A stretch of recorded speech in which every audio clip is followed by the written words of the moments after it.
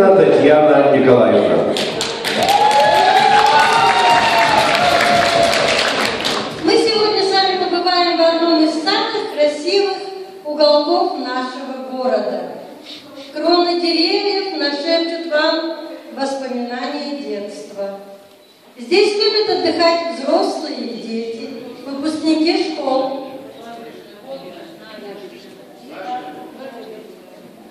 Правильно? Гадали, это наша набережная. Но я продолжу. В 2013 году выпускники одной из школ устроили здесь флешмоб. Если помните, может быть, кто-то видел. Уже долгие годы нас радуют ограждения, отлитые по проекту заслуженного художника Микушина Владилена Федотовича. Отсюда открывается прекрасный вид на Заречный район. Благодарю. Вы знаете,